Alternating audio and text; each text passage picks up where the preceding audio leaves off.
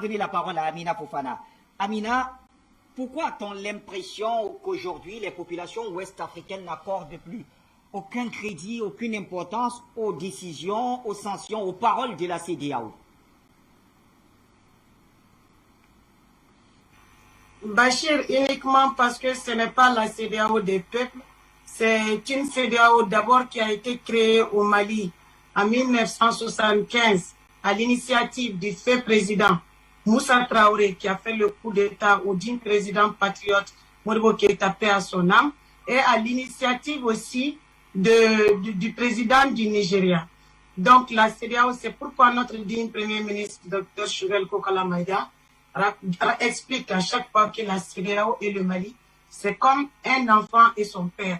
Le père a vieilli, le père est malade, le père est fatigué et il attend de l'enfant qu'il lui prenne par la main pour le remettre debout sur pied. Mais qu'au lieu de ça, le fils prend le couteau pour le poignarder dans le dos. C'est ça la CEDEAO. La CEDEAO, à la base, c'était pas une organisation qui avait pour but d'appartenir, de devenir la CEDEAO de la France-Afrique, de devenir la CEDEAO financée à hauteur de 70%, à hauteur de 70% par la France et par l'Union européenne.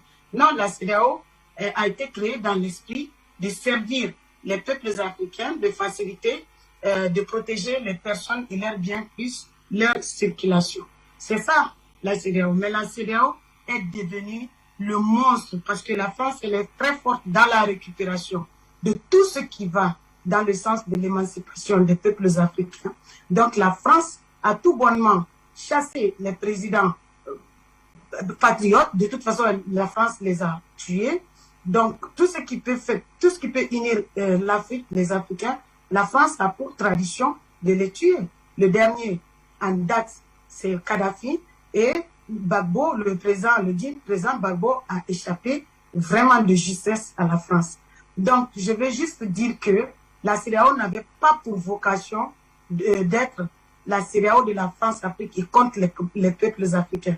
Nous voyons que lorsque la France fait 10 ans ici, la CEDEAO, la France tue les peuples maliens, la France pille les peuples maliens et en complicité avec les présidents que la France a choisis pour nous gouverner et nous faire croire que nous sommes dans un semblant de démocratie. Or, c'est faux et archi-faux. Donc, la France pose ces pions-là pour miner la CEDEAO, prendre le contrôle parce que les ennemis de la France, c'est eux les présidents patriotes et les peuples africains. Parce que la France n'avait pas intérêt à ce que Afrique Média existe aujourd'hui pour contribuer fortement à l'éveil de conscience du peuple africain.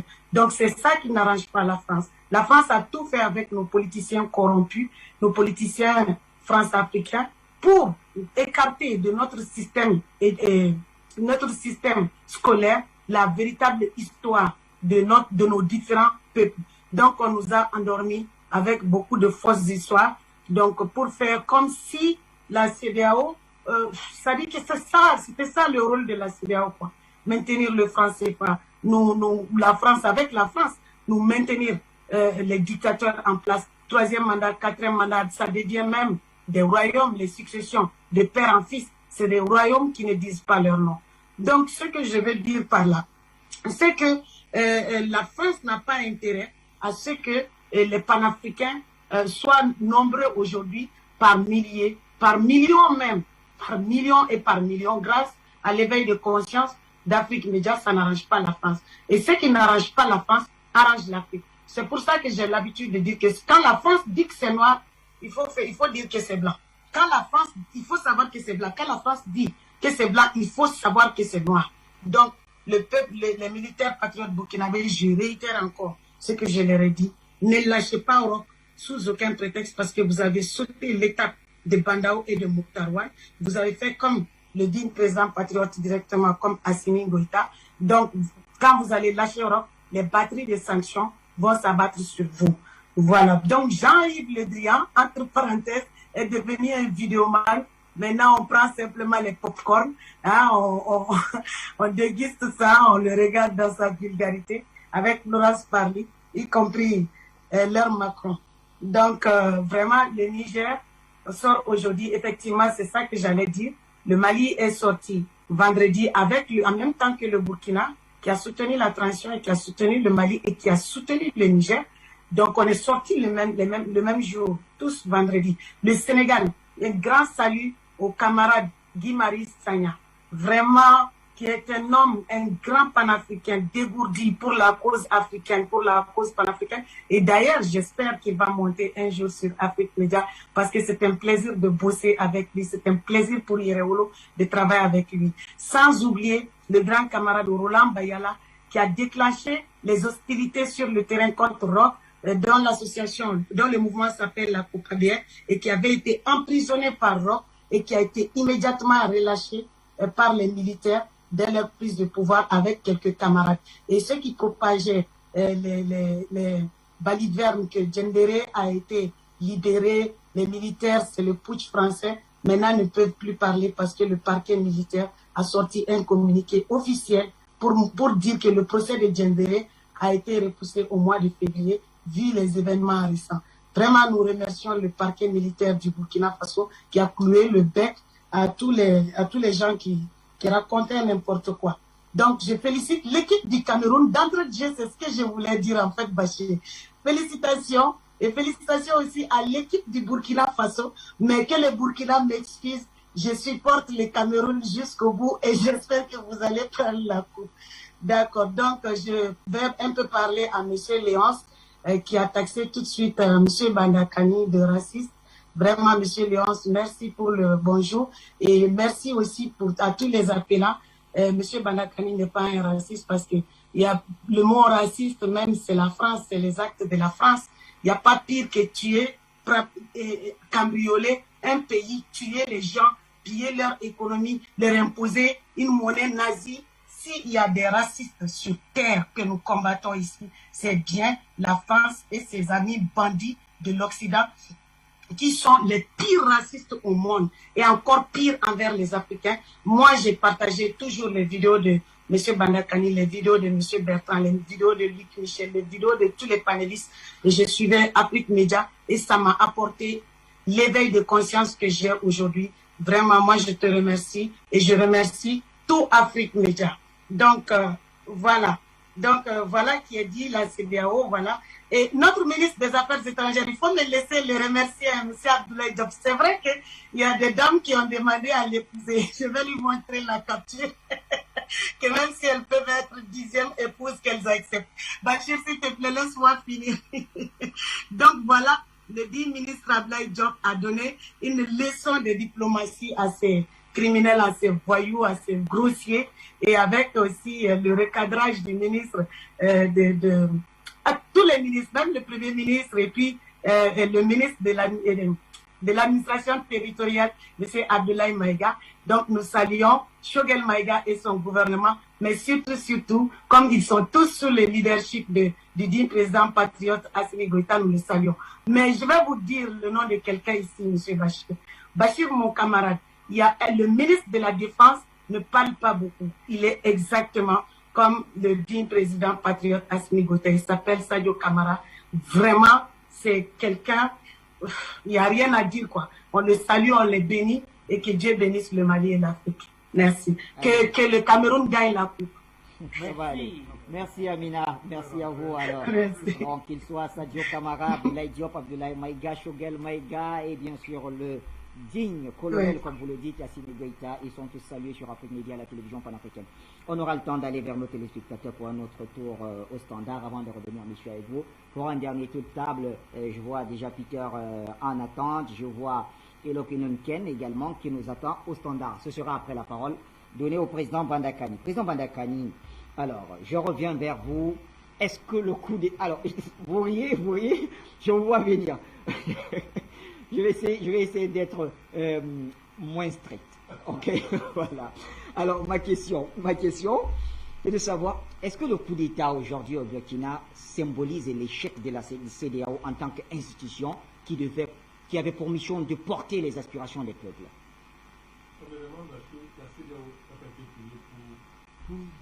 Pour assumer les objectifs officiels qui sont proclamés sur leur charte.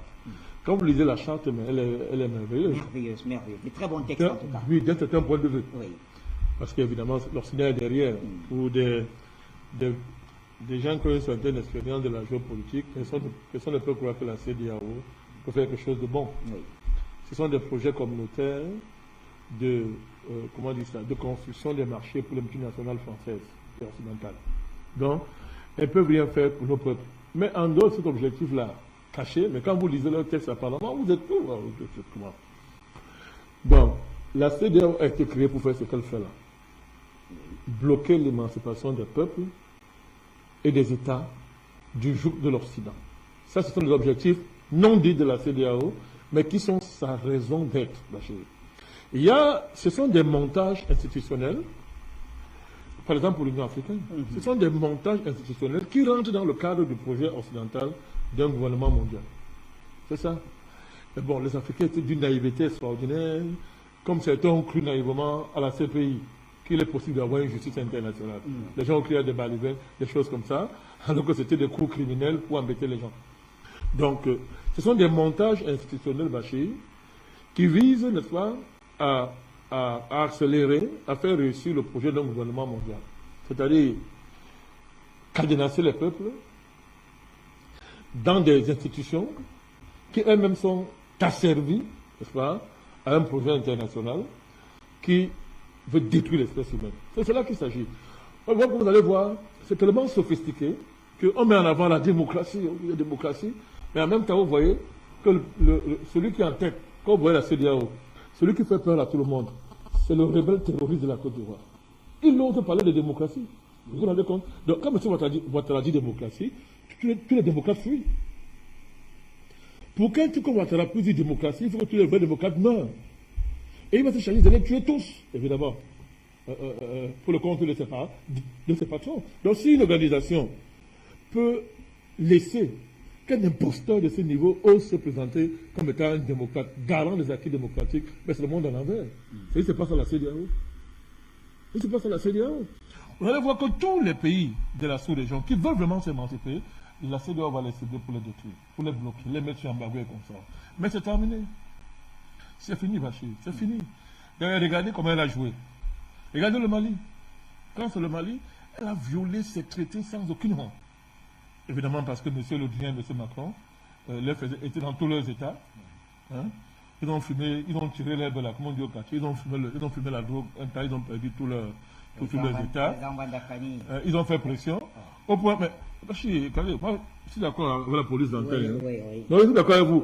Mais comment vous allez expliquer la violation du traité de la CEDEAO? Ils n'ont pas besoin de fumer toutes ces choses-là. Bon, je vais donc vous expliquer pourquoi ils ont violé aussi grossièrement le traité de la CEDEAO pour faire ce qu'ils ont fait pour le Mali. Comment vous expliquez cela? Moi, je vous dis qu'il y a deux raisons. Il n'y a même pas deux raisons. C'est-à-dire, quand vous savez que le communiqué a été écrit par M. Nicolas Rivière, quand vous savez ce qui s'est passé avec l'UMOA, n'est-ce pas? C'est passé avec l'UMOA, où M. Ouattara fait un fax à M. Brou, son compatriote, il lui fait un fax. Et c'est une injonction de qui, mon cher Bachir? De le liser plus que des semaines avant. Ils avaient déjà annoncé l'essentiel. C'est ça qui est terrible.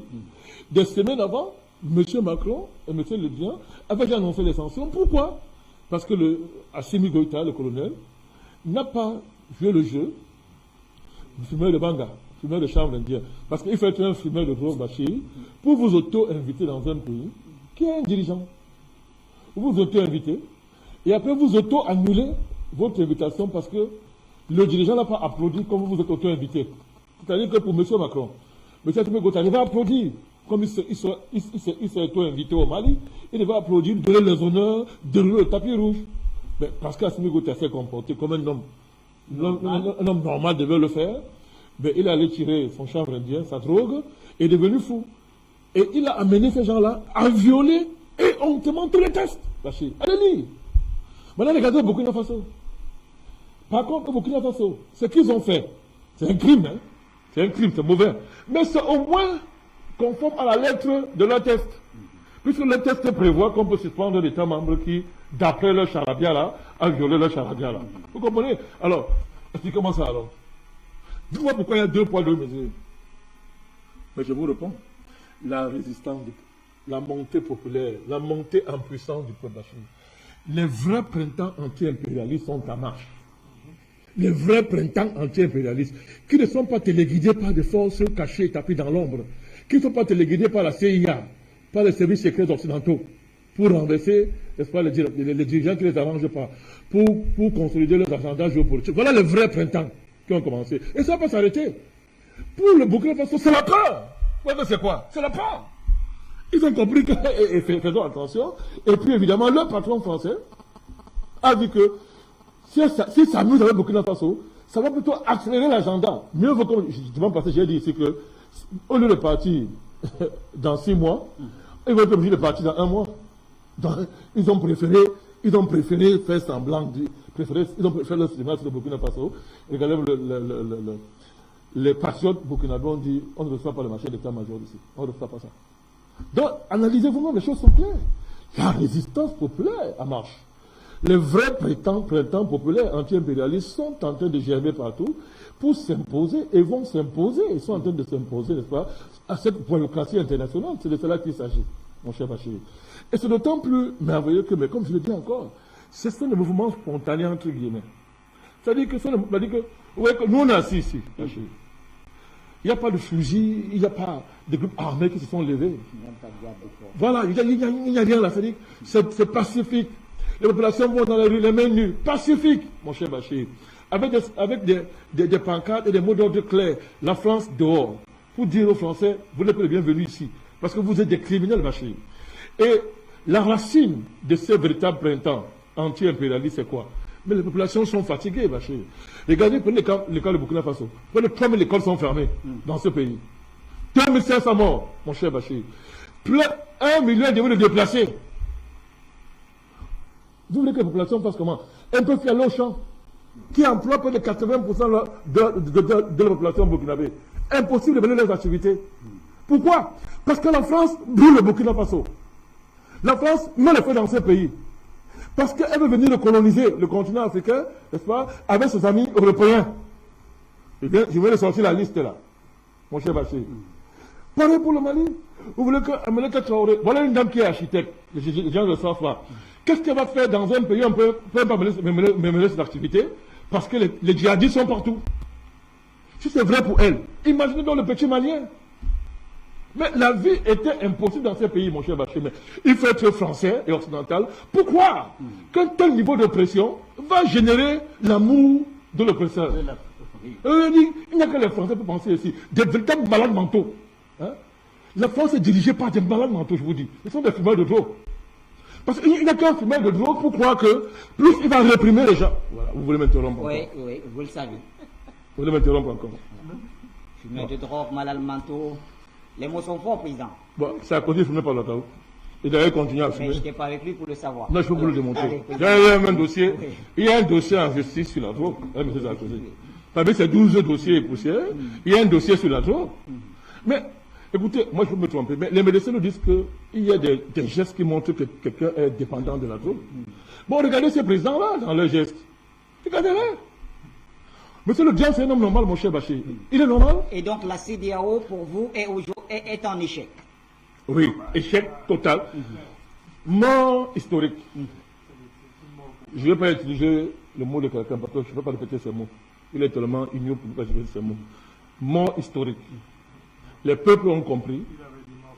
Je ne vais pas répéter, je ne peux pas le répéter, docteur. Vous êtes un grand pédagogue. Je ne peux pas répéter un truc comme ça. Donc, les peuples constatent que c'est des organisations criminelles qui ont été placées, là je viens de l'expliquer, qui ont été montées par le colon pour bloquer l'émancipation de ces populations-là. Les peuples l'ont compris. Faut-il dans ce cas repenser la CEDEAO? Il n'y a rien à repenser, il faut détruire ça. Il faut détruire ça, il n'y a rien à repenser. Tant que la CEDEAO va avoir pour membres un monsieur comme M. Ouattara, vous avez vu le son qui a fuité, non? Le son a fuité, c'est qui disait à la CEDEAO lors de la réunion. Ça a fuité. Mais on peut s'étrangler quand on écoute. Bon, s'étrangler, s'il lui fait trop d'honneur, il ne peut faire étrangler personne, il va s'étrangler lui-même. Mon cher Bachir, mais il faut écouter ces messieurs parler. Quand vous vous rendez compte que la CEDEAO, le donneur de ton, c'est M. Ouattara, mais docteur Basseki, mais il y a quelque chose qui ne va pas. Les populations ont compris ça, mon cher Bachir. Elles ont compris ça. Et ça va exploser. Alors, essayez de courir après ce mouvement, comme ils sont en train de tenter de faire Il est trop tard, mon cher Bachir. Il est trop tard. Pareil pour M. Bazoum. Le docteur Choguel Maga, Premier ministre élu du Mali, pour nous.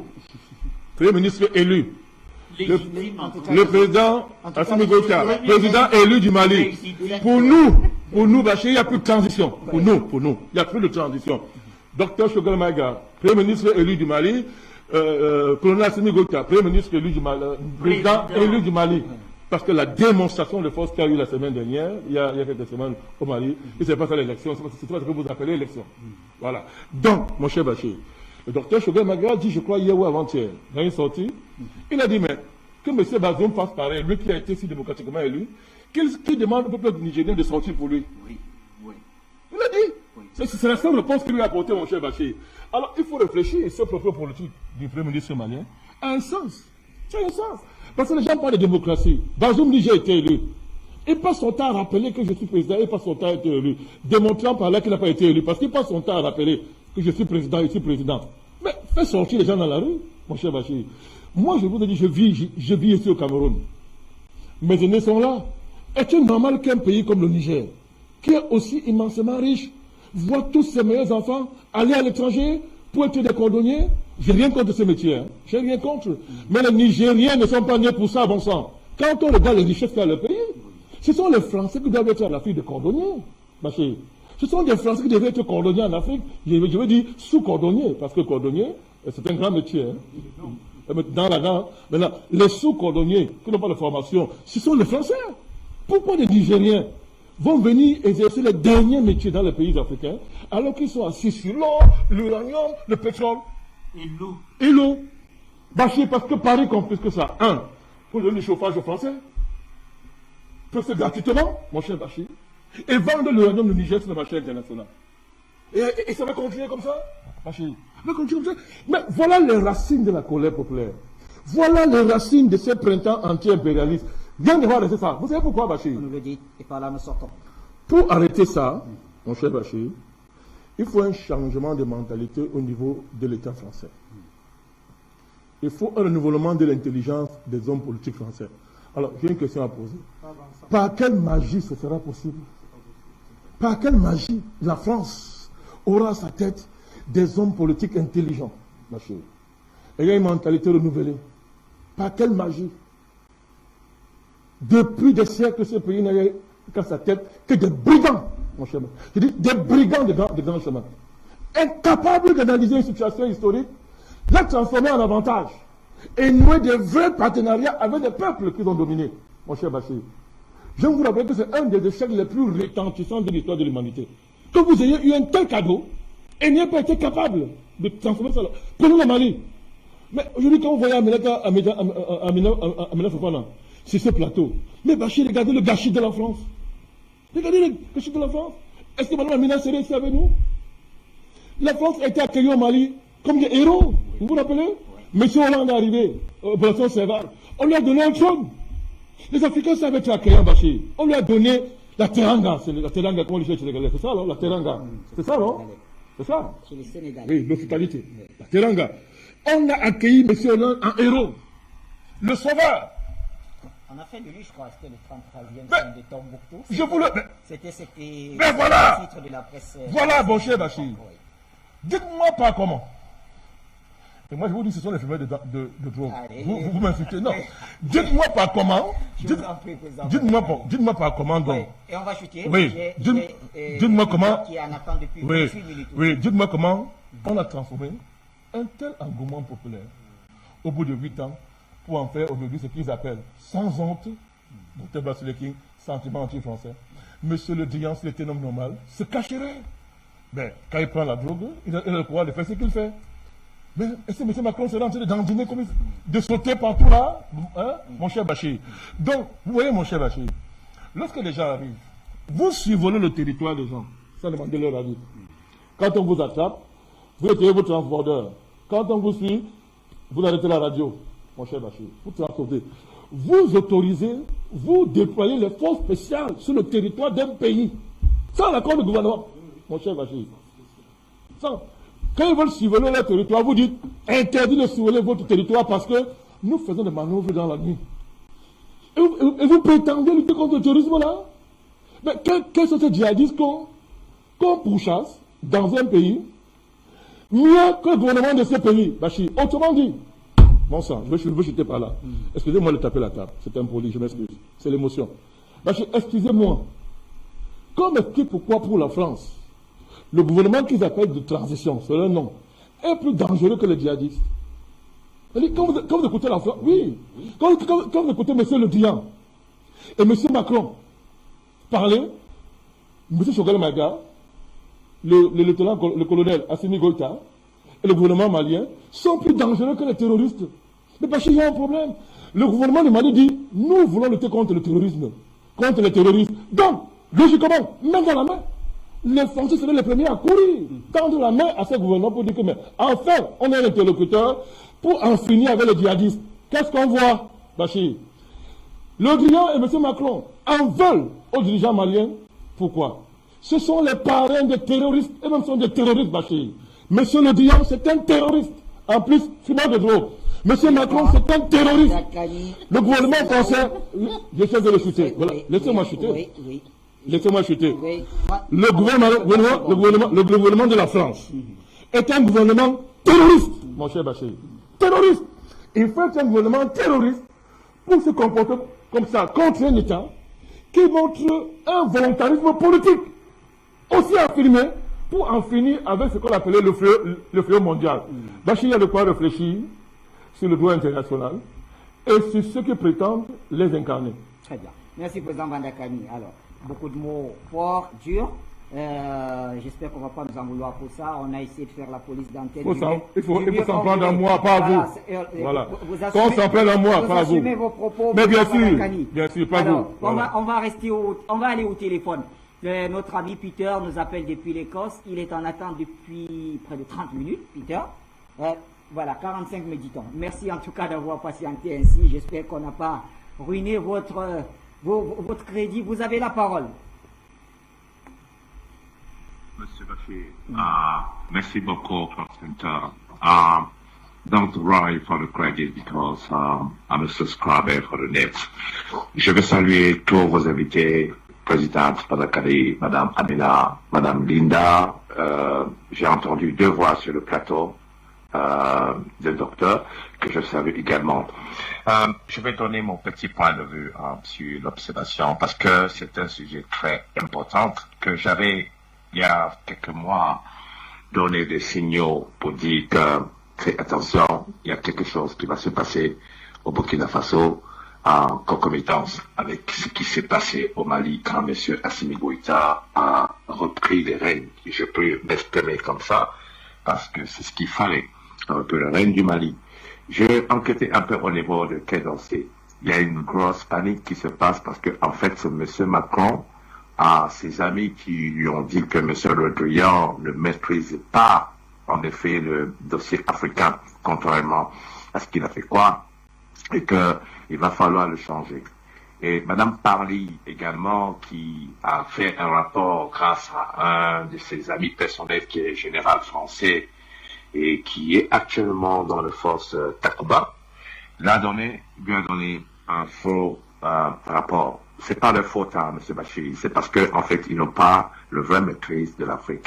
Autrefois, il y avait des Africains qui travaillaient au Quai d'Orsay. Beaucoup sont morts, ils sont vieux, ils avaient l'âge de présidente Senghor, Fouébani, tout ça.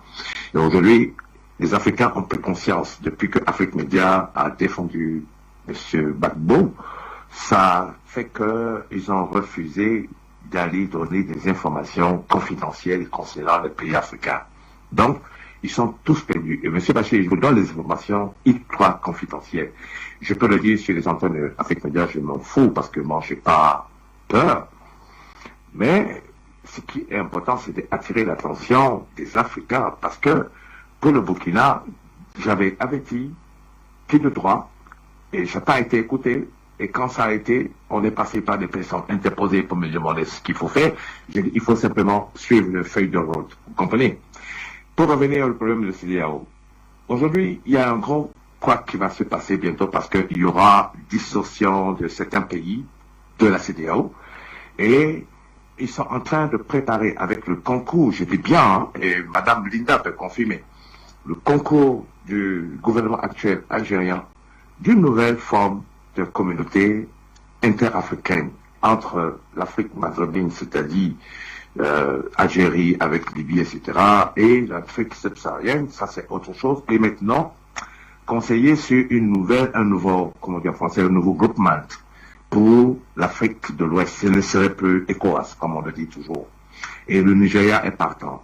Le Ghana n'a pas le choix parce qu'il a le gun sur le head, derrière le head là-bas, à cause des États-Unis et de Grande-Bretagne. Donc le président que vous voyez là, c'est une Muppet. Il n'a aucune chose à faire. Et bientôt même, il va se passer quelque chose au Ghana, et ça, c'est encore une information.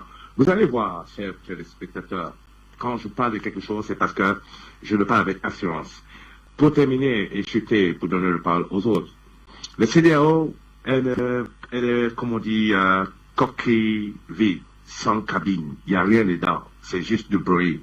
Elle ne fait que le copier-coller de ce que la France dicte à eux pour parler à ceux qui n'ont pas obéi. Pour l'instant, il n'y en a que 3, Macky Sall, M. Ouattara et le président du Niger, qui sont encore sous obéissance. Mais comme l'effet domino que j'avais dit va descendre au Niger parce que bientôt ce président il va quitter, alors ce serait une vraie catastrophe parce que la programmation de la chute de la France va commencer à partir de second semestre, c'est-à-dire juin. Donc, la France est en train de paniquer.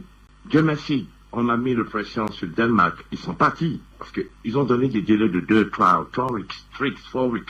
Le monsieur Assane Goïta a dit non. Comme vous êtes venu et vous avez installé vos bases, c'est le même délai que vous allez prendre pour le parti. Madame Amina peut témoigner. Donc, comprenez, la France a perdu l'Afrique de l'Ouest. Elle a complètement perdu. Elle a peut-être ces deux pays, Côte d'Ivoire et Sénégal. Mais je vous dis, il y a des choses extraordinaires qui vont se passer. Même que les Ivoiriens sont dans le peur, ben, ça va finir par arriver là-bas. Je vais m'arrêter ici. Merci beaucoup. Thank you very much. Have a good day. A good Sunday. Bye. Same to you. Merci pour les infos. Et bien sûr, comme vous l'avez dit tout à l'heure, certainement, Linda Larbaoui pourra confirmer ou infirmer certains de vos propos. En attendant, on reste au téléphone avec Elokinun Ken qui nous appelle. Bonsoir, Monsieur Ken.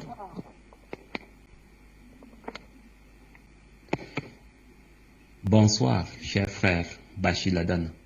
Bonsoir à tes invités de ce soir. Et merci pour leur bravoure et leur sacrifice à nous édifier et à nous conscientiser à chaque fois. Frères, comme le réitèrent toujours vos invités dans leur très belle casquette de panafricanistes de l'univers panafricain, le plus important, c'est d'exprimer de manière légitime et intègre le courage et le mouvement patriotique panafricain et objectif qui puisse nous permettre d'arriver à notre émancipation effective et définitive de l'oppresseur et prédateur impérialiste. Et pour être sûr d'atteindre ce noble but avec prouesse, question de ne pas avoir à nous jeter dans la gueule du loup en vain ou alors en pupette. Il est impératif que nous fassions les choses de manière méthodique et stratégique. D'ailleurs, cela se concocte bien et se corrobore du côté du Mali, du Burkina Faso et dans le Sahel en général, où la révolution panafricaine s'intensifie. Frères, l'Afrique demande à être absolument affranchie du néocolonialisme afin que tous ces dignes enfants puissent enfin bosser main dans la main, mais alors dignement et sereinement pour offrir à leur très précieux continent l'essor qu'il mérite. Bien entendu, dans le sens d'une Afrique qui sera in fine reconnue comme État-continent. C'est cela la finalité de tout valeureux et brave panafricaniste d'Afrique et de tout Africain digne. Cela dit, il est encore temps pour les endocolons, les félons ou alors les nègres de maison en Afrique de retourner consciencieusement et catégoriquement leur veste avant que pour eux il ne soit trop tard. Le monde se révèle aujourd'hui multipolaire, certes, mais un État africain qui croit vraiment qu'il peut s'exclure des autres États africains du fait de son niveau d'essor a très tort dans ce monde de prédation. Une brindille d'un balai a beau être épaisse, mais elle est très facile à briser si elle n'est pas unie aux autres brindilles de ce balai. La Libye, à l'ère de Kadhafi, avant et après sa destruction par l'OTAN, en est une preuve tangible. Frères, pour sortir, je dirais qu'il convient que les gouvernants sournois des pays impérialistes de l'Occident saisissent une fois pour toutes que l'Afrique est à diriger exclusivement par les dignes africains et l'Occident par les dignes occidentaux, pour la simple raison que l'Afrique appartient à ses dignes fils et filles, tout comme l'Occident qui n'appartient pas aux Occidentaux perfides, mais aux dignes occidentaux. Dire que nous sommes le Mali, ou bien la Centrafrique, ou alors le Burkina Faso, c'est affirmer que nous sommes l'Afrique. Voilà, chers frères, ce que je tenais à dire ce soir. Je te remercie de m'avoir passé la parole. Je te la rends et je reste à l'écoute. Merci. Très cher Ken, Et le kilo, Ken. pour la contribution à cette édition du débat panafricain. Messieurs, on revient, on a environ 20 minutes, on va faire un dernier tour de table. Un dernier tour qui va commencer par notre chère Linda Larbaoui. Linda, beaucoup de choses ont été dites sur ce plateau et même par nos téléspectateurs au niveau du standard. Alors, vous confirmez, vous infirmez ou alors autre chose à ajouter? Vous avez la parole en tout cas. Ben, je voudrais que c'est à Peter que je m'adresse et aux panafricanistes qui sont intéressés. Il faut savoir ce que c'est le Sahel. J'en ai parlé un peu tout à l'heure, j'en parle à chaque fois un peu. Le Sahel, quand l'Algérie a empêché la France d'utiliser son espace aérien, le plus important, ce n'était pas ça, c'était l'information. L'Algérie avait arrêté de communiquer. Et elle donnait des informations aux Américains, mais elle leur a demandé aussi d'arrêter de collaborer avec la France. Tout ce qui sortait de l'Algérie, ça restait uniquement pour les Américains. Et c'est ça qui a affaibli la France et le Takuba dans le Sahel. Et c'est pour cela qu'ils ont eu ce n'est pas un faux rapport, mais c'est un rapport qui n'est pas juste. Ils n'ont plus l'information. Le Sahel, il n'y a pas un café dans le coin où on envoie un agent, il tend l'oreille et on finit par savoir ce qui se passe. Le Sahel, c'est tribal. En 1962, l'Algérie a négocié avec les tribus qui est dans le Sahel. Et Boumedienne, à l'époque, le président Boumedienne, les avait classés comme patrimoine national pour ne pas qu'on les touche et qu'on touche à leurs traditions et qu'on les garde comme Algériens à part entière. Aujourd'hui, l'Algérie est très forte dans l'information dans le Sahel parce qu'elle a ces tribus qui lui communiquent tout ce qui peut se passer. Nous remarquerons, et ça, Amina, notre sœur Amina peut le confirmer, qu'actuellement, depuis la rentrée des Russes et depuis que les militaires algériens se sont joints aux militaires maliens à la frontière, il n'y a plus d'attaques dans le nord. On parle plus d'attaques vraiment à la frontière comme on voyait pas mal les derniers mois. Il y a eu une attaque cette semaine, il y a 5 jours aujourd'hui, mais c'est plus vers la frontière du Niger.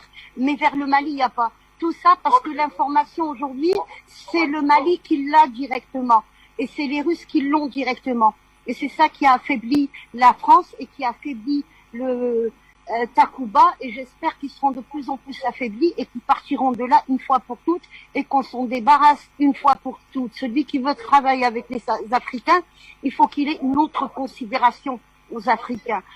Aussi, par rapport à ce qui se passe dans le Sahel, Macron insiste, ça fait 2 fois déjà qu'il téléphone au président Tebboune, il l'invite à participer au sommet de l'Union africaine, tout ça. Et on comprend très bien ce qui se passe. Ils veulent récupérer ce couloir, ils veulent récupérer leur position dans le Sahel, mais l'Algérie reste ferme. Et c'est de là où est repartie justement l'histoire de la route de la soie et de la transsaharienne. Ce sont à peu près, il y a le Nigeria aussi dans ce projet, il y a à peu près 350 millions d'Africains déjà qui sont concernés par ce projet. C'est très gros, c'est très intéressant, et puis ça va aider le Burkina et ça va aider le Mali, qui sont des pays enclavés. Mais ça va nous aider nous aussi, comme l'Algérie par exemple. Elle pourra avoir une main-d'œuvre des pays voisins sans faire appel au nord de l'Algérie, où les gens sont à 2000 km par exemple. C'est ça notre Afrique. Et merci beaucoup Afrique Média, et je dis au revoir à tout le monde. Merci à vous également Linda, et bonne suite dans vos différentes activités. Amina Fofana, la parole est à vous.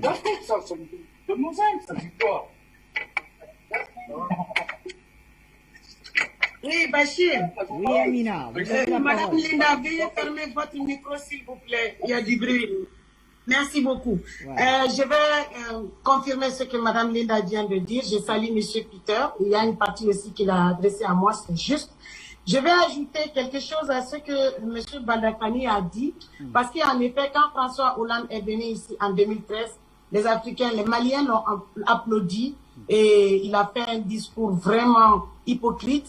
Et les Maliens, comme les Africains, nous ne sommes pas un peuple, nous ne sommes pas un peuple fermé, nous sommes un peuple accueillant. Et pour corroborer ce dire-là, François Hollande a eu des homonymes ici, en 2013, 2014-2013. Il y a aussi le premier soldat français qui a été tué, il s'appelle, je pense, Daniel Boitieux. Il a eu des homonymes maliens ici. C'est-à-dire qu'il y a des Maliens qui ont cru, nous avions cru que la France était vraiment, que le discours était cohérent avec les intentions ou avec les actes. Donc les Maliens leur ont donné le surnom leur surnom à leurs enfants. Donc, je vais profiter pour vous donner une information aussi. Il y a Emmanuel Macron qui profite de sa présidence de l'Union européenne pour aller rencontrer Vladimir Poutine, pour parler avec Vladimir Poutine sur l'Ukraine, mais en réalité, il est en train d'inviter Poutine à partager, à faire comme la conférence de Berlin, à s'unir avec Poutine pour saigner le Mali et pour saigner l'Afrique. Et Poutine dit niet.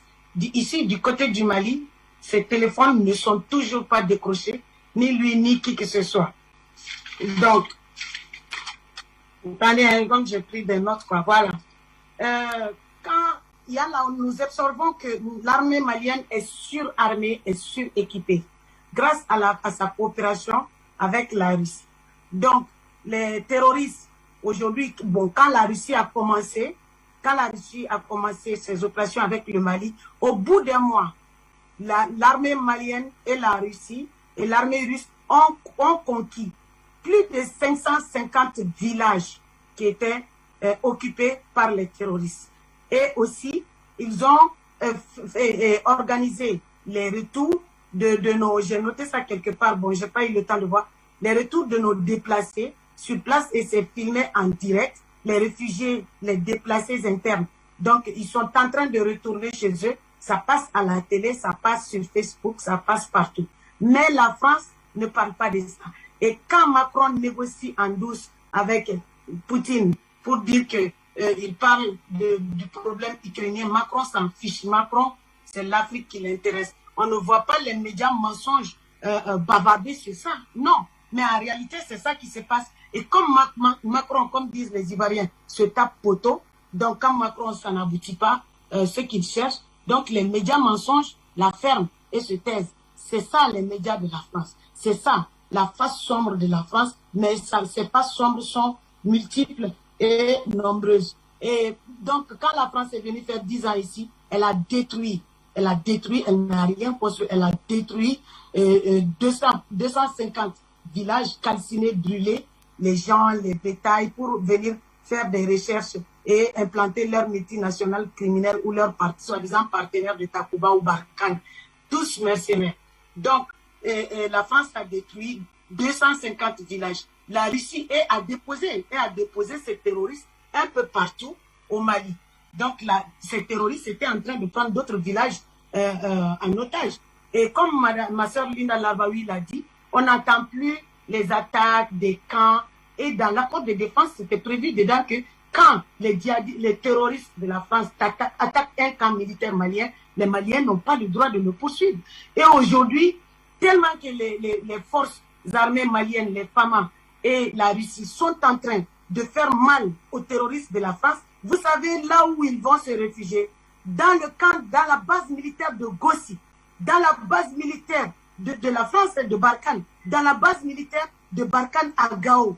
Ils fuient pour aller se réfugier là. Et nos FAMA et la Russie tapent du poing sur la table et ils sont obligés de les faire sortir. Donc pour dire que le Mali est dans sa souveraineté pleine et entière et que tout le reste, j'entends tout ce que les Africains demandent. Hein. Il faut faire la monnaie, il faut faire ça.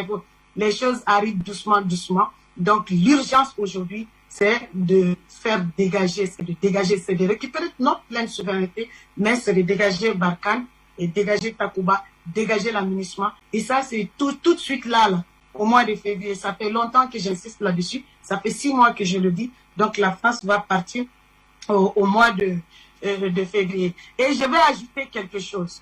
Avec la fermeture des frontières, avec les pays de la CEDEAO, les terroristes ne peuvent plus se déplacer. Ils ont du mal à se déplacer en moto. Ils ont jeté les motos, il y en a qui ont jeté les armes. Les terroristes ne circulent plus en pick-up. Il n'y a pas de carburant. Donc, la fermeture de ces frontières avec la CEDEAO, vraiment, ça fait chaud au cœur. Moi, franchement, comme beaucoup de gens, nous félicitons la CEDEAO vivement que les frontières restent fermées pour mettre fin d'abord au terrorisme parce que ça veut dire que les carburants des terroristes venaient par les frontières de la CEDEAO. C'est ce que ça veut dire. Et aujourd'hui, le terrorisme est en train de disparaître complètement. Parce que quand la Russie et l'armée malienne travaillent conjointement ensemble pour combattre les terroristes, parce qu'il n'y a que l'Occident, comme M. Banakali le dit souvent, qui combattent, la France et ses amis voyous qui disent combattre le terrorisme. Or, la Russie et le Mali combattent, avec l'Algérie bien sûr, combattent les terroristes. Ils font venir leurs reporters, leurs médias mensonges pour, comment dire, j'en ai vu même sur Afrique Média, pour faire des documentaires, pour dire que l'armée russe et l'armée malienne plutôt a tué telle ethnie où l'armée malienne est passée par là. Et ce sont leurs terroristes. Et d'ailleurs, ils font en sorte que leur visage ne soit pas vu. Donc, c'est des propagandes qu'ils font passer comme ça pour salir notre armée et notre collaboration avec la Russie. Et pour se faire passer pour des donneurs de leçons, c'est-à-dire se faire passer pour des gens, des défenseurs de droits de l'homme. Et c'est ce que leurs reportages disent là. Donc, vraiment, nous saluons notre armée, nous déplorons les pertes humaines et je vous garantis que la guerre est très très bientôt terminée et que bientôt, et très très bientôt, ils le savent. C'est pour ça que Florence Parly a dit qu'ils veulent bien rester au Mali, mais pas à n'importe quel prix, parce qu'ils savent que le mois de février est arrivé et ils ne sont pas arrivés à faire du mal à notre digne président patriote Assimi Goïta. Et je vais dire ça à la France. Plus elle s'entête en Afrique de l'Ouest, plus vite elle s'en ira. Merci Bachir. On se retrouve dans les prochaines éditions. Merci en tout cas pour toutes ces infos. Et on retient naturellement qu'en un peu plus d'1 mois déjà d'opération, les Russes et les FAMA, Forces armées maliennes et leurs alliés russes, donc, ont reconquis près de 550 villages, déjà qui étaient jadis occupés par... Plus. Voilà, plus de 550 villages. Merci infiniment pour toutes ces informations. En un mois. Voilà, c'est bon. Alors, docteur Jean Gouem, nous vous donnons la parole. Nous sommes au dernier tour de table comme ça. Alors, vous avez la parole. Moi, je pense que la trajectoire que nous prenons aujourd'hui, nous ne pourrions que continuer dans ce sens. Je vais revenir sur les fondamentaux et j'en aurai terminé. Avec la CEDEAO, il faut une rupture. Il n'y a rien à négocier avec eux. Oui. Les pays concernés ne doivent pas sortir, mais s'ils veulent les dégager, ils n'ont qu'à les dégager. Il faut créer un axe de remplacement. Il y a l'Algérie qui est à côté, il y a la Guinée, il y a le Mali, il y a le Burkina, il y a d'autres qui vont suivre. La Mauritanie. La Mauritanie, comprenez. Donc moi, c'est avec la CEDEAO. Avec la France, là encore, il n'y a rien à négocier.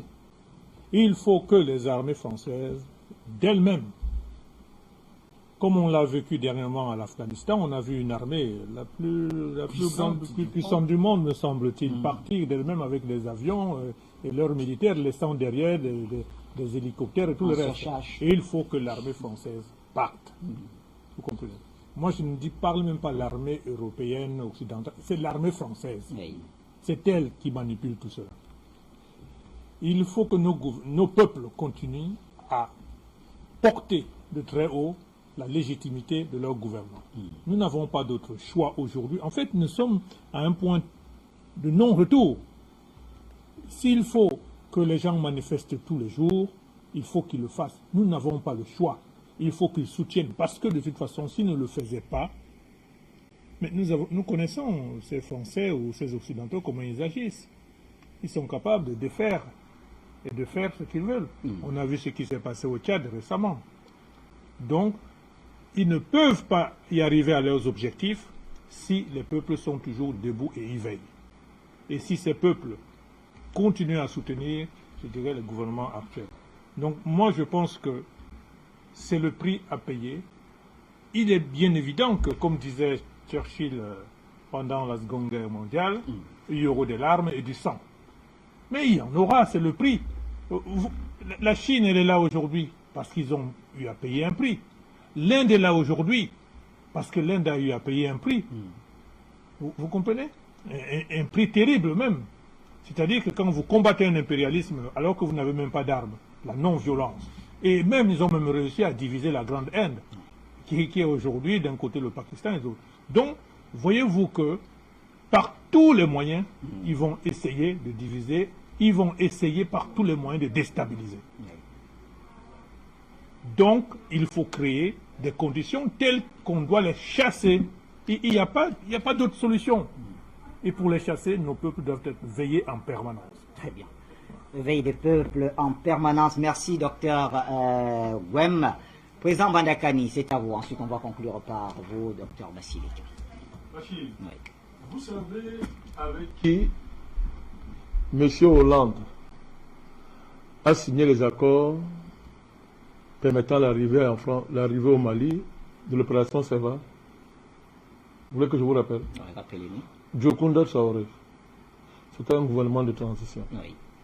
Non, c'est-à-dire, pourquoi je rappelle Gouvernement ça? de transition. Oui. C'est-à-dire, quand moi je vous dis que ces gens fument la trop, vous croyez que c'est pas une injure, Bachir. Je veux que vous m'expliquiez la mentalité de ces gens. Qui c'est dans leur tête? Alors, sur le parfum aux humains, c'est ça qui semble être vrai. Vous devez faire des parfaits malades mentaux. Et il faut rapidement créer un hôpital qui soit adapté à leur dégénérescence mentale, Bachir. Monsieur Le Drian qui appelle le régime de Bamako illégitime et irresponsable, mon cher René Ngouem, et son président qui gambarde comme un gamin, il ressemble à Sarkozy, ont signé les accords qui ont permis que Bakar s'installe au Mali avec un gouvernement de transition non élu. Servan s'installe. Non élu! Oui, tout à fait. C'est quand même terrible, ça. Oui.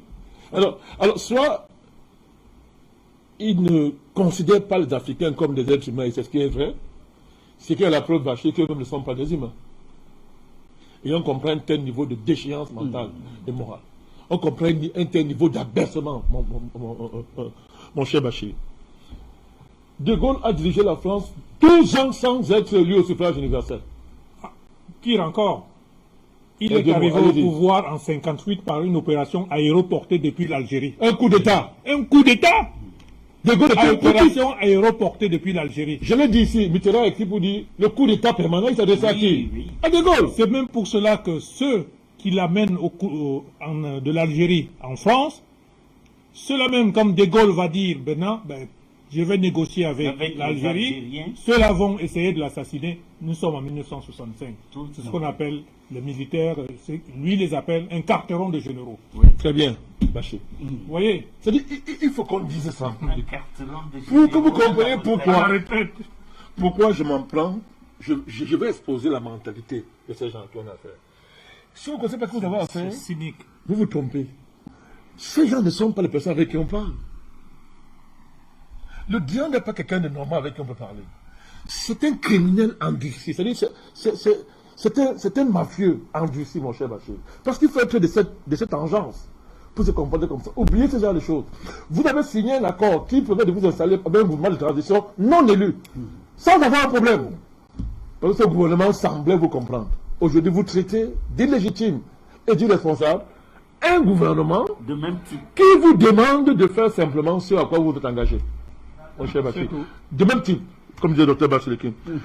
Il a fallu 5 ans après la chute du Troisième Reich. Hitler. 5 ans, mon cher Bachir. 5 ans de transition pour aboutir à une élection qui permet d'arriver au pouvoir de Konrad Adenauer, qui va discuter avec De Gaulle pour commencer à bâtir le projet européen. 5 ans. Et les 5 ans de transition étaient parrainés par la France, les USA et l'Angleterre. Ils n'ont pas appelé ça transition. Alors nous parlons, Bachir. Allez voir ce qui s'est passé en Belgique de 2018 à 2020. Et même avant, crise politique en Belgique. Il n'y a pas eu de gouvernement. Vous avez entendu quel pays occidental dit que là-bas il y a comme une transition, ma chère Bachir? L'Europe a fonctionné. Alors, je salue ici le professeur docteur Tapé Goubera, vous le connaissez, du Moraf, qui fait un travail extraordinaire sur la question. Il fait des publications, n'est-ce pas, avec son mail, moraf, afriquegmail.com. Allez consulter ça. Il a documenté ces choses-là, est clair, mon cher Bachir. Nous le saluons en passant. Pour dire que sur le plan des arguments, ils n'ont pas d'arguments. Bachir, vous savez, dans votre maison, vous attrapez un bandit dans votre maison. Vous l'attrapez, vous filmez sa main. Tout le monde que c'est lui. Mais lui dit que c'est pas ma main. Vous demandez, je coupe ta main, il dit coupe. Bon, c'est pas une chose normale, ça. Il est plus normal. On te prend main dans le sac. Tu continues à gueuler, mon cher Bachir. Tu continues à gueuler. Alors, la nouvelle conférence de Berlin que Paris cherche à tout prix, l'Occident cherche, ça fait rire, Bachir. Nous l'avons dit il y a on a dit, ça fait des semaines ici, que c'est le projet de Macron. Croire qu'ils peuvent amener les Russes à s'asseoir sur la table avec eux pour négocier une nouvelle conférence de Berlin. Ça fait rire, Bachir. Et moi, ça me fait rire parce que c'est une méconnaissance. Ou bien, on fait croire que les lois de la géopolitique qui ont gouverné le monde jusqu'à la Deuxième Guerre mondiale et qui ont permis de construire cet ordre post-Deuxième Guerre mondiale, n'est-ce pas, que ces lois continuent à gouverner le monde aujourd'hui. Ça fait rire, Bachir. Nous sommes de ceux qui introduisons dans la géopolitique la main divine. La main divine. Les gens pensent que Poutine arrive au pouvoir par hasard. Les gens pensent que les dirigeants arrivent au pouvoir par hasard comme ça. Mais il y a un moment où Dieu choisit les dirigeants et les place pour faire un travail précis. Tout pouvoir vient. Le drame du monde, c'est que les gens oublient que Dieu se réserve le temps, lui, d'intervenir directement dans les affaires humaines pour secourir les faibles, pour secourir ceux dont on nie l'humanité. Parce que les puissants, rendus aveugles par leur puissance, piétinent le droit, et veulent éliminer, effacer carrément les faibles. L'histoire de l'humanité enseigne ça, Bachir. Chaque fois qu'on a voulu effacer les faibles, Dieu va se lever, le vrai Dieu. Il va se lever. Les gens oublient ça. Macron parlait faire 10 000 tours en Russie. Il parlait se coucher comme il veut. C'est terminé, ça, Bachir. Il parlait faire tout ce qu'il veut, c'est terminé. Les informations, grand frère Ngben, qui veut cacher sur sa personne. Eh ben, je vais vous aider, hein. Le scandale sur sa prétendue femme, qui n'est homme ni femme. Hein? Il y a plein d'autres informations sur sa personne, Bachir. Hein? Le grand frère me dit de me calmer. Ouais. Mais je vais dire beaucoup de choses, Bachir. Il peut négocier ça comme il veut. Bachir, c'est terminé. Merci, président. C'est terminé. Merci, président. L'Afrique est libre, mon cher Bachir. Très bien. Je n'ai plus qu'une minute. Oui, l'Afrique est libre. Un peu plus à Dr Basileki pour refermer l'édition. Merci Bachir pour terminer, de me laisser le temps d'achever. Non, je crois que moi j'ai grandi dans un petit séminaire et un de mes professeurs au petit séminaire nous disait, vous savez ce que vous autres Africains appelez sorcellerie, c'est simplement l'incapacité que vous avez d'expliquer certains phénomènes. Alors vous dites c'est la sorcellerie. Moi je pense que le président Bandakani a essayé de nous démontrer que les Macron et tous les oiseaux de même plumage se droguent. Non. À mon avis, président, l'explication est simple. C'est le libéralisme débridé que les Américains ont introduit depuis la mondialisation partout dans le monde. Est-ce que vous savez que quelqu'un comme Bill Gates, sa fortune personnelle, c'est peut-être 10 fois le PIB du Cameroun? Qu'est-ce qu'un individu a besoin d'autant de richesse, d'autant d'argent? Mais malheureusement, le libéralisme débridé fait que ces gens-là ne réfléchissent plus. Il faut gagner, virgule, il faut gagner, virgule, il faut toujours gagner, point. Et pourquoi en faire? On ne peut pas dépenser ça, ni pour une famille, ni pour un État en peu de temps. Par conséquent, ils accumulent, et puis les Rockefeller décèdent, et leurs héritiers continuent, et puis les Bill Gates entrent en scène, les Steve Jobs. Eh bien, en réalité, c'est ça, président. C'est ça qui fait que ces gens-là perdent la raison. Comme ils ont saccagé leur environnement, leur milieu de vie, et qu'il n'y a plus de richesse sur la planète qu'en Afrique, eh bien, il faut maintenir les Africains dans la misère absolue, parce que ça les empêche d'utiliser leur matière grise en plein rendement, et à ce moment-là, ils vont s'emparer de nos richesses. Eh bien, c'est terminé. Ce n'est plus possible. Ce n'est plus possible parce que nous avons aujourd'hui non seulement des Africains qui réfléchissent. Est-ce que c'est quelqu'un qui a dit aux Sénégalais, on croyait que Macky Sall tenait son peuple, mais vous avez vu comment ils sont sortis? Est-ce que c'est quelqu'un qui a dit aux Ivoiriens de Ouattara, manifester au profit du Mali? Donc, les choses sont en train de changer et il faut surtout que les Africains n'oublient pas que si Dieu nous aide, comme a rappelé le président, Dieu ne peut pas tout faire à notre place. Nous devons bâtir une stratégie, nous devons prendre des alliances. Mais ces alliances-là, il faut bien les négocier. Sinon, nous allons nous retrouver, l'homme étant ce qu'il est, nous allons sortir d'une GN pour nous retrouver dans une autre.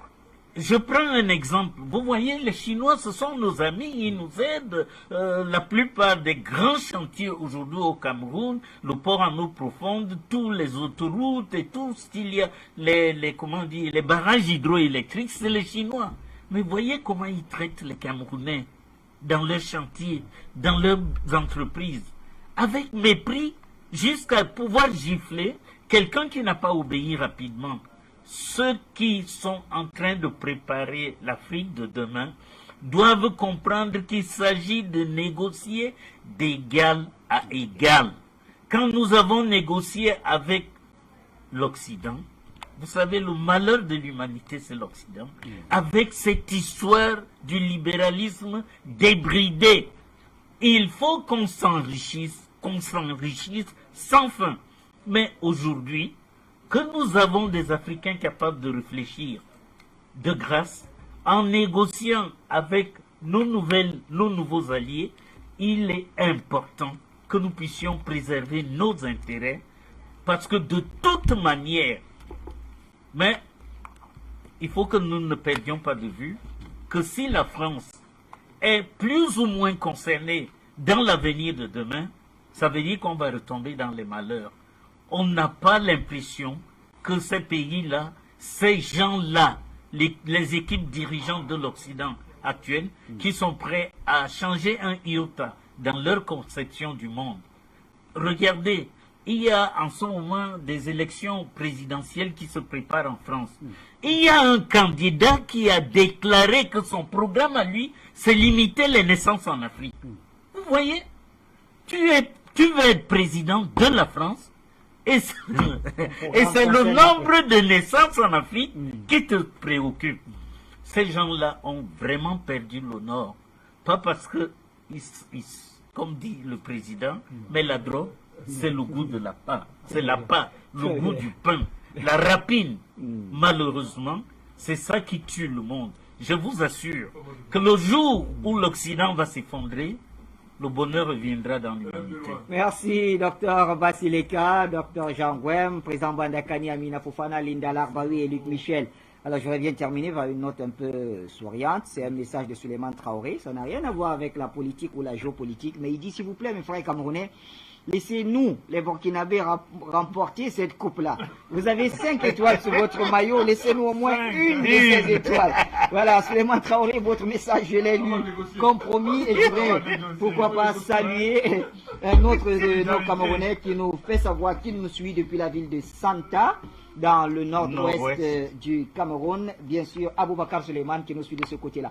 En tout cas, ils sont très nombreux à nous suivre un peu partout dans le monde. C'est pour le bonheur de l'Afrique. Merci à tous de vous être prêtés aujourd'hui encore à cet autre travail intellectuel qui nécessite beaucoup de courage. Merci pour le sacrifice. Merci à toute l'équipe technique d'Aïnatan et bien sûr Idel qui était à la technique aujourd'hui.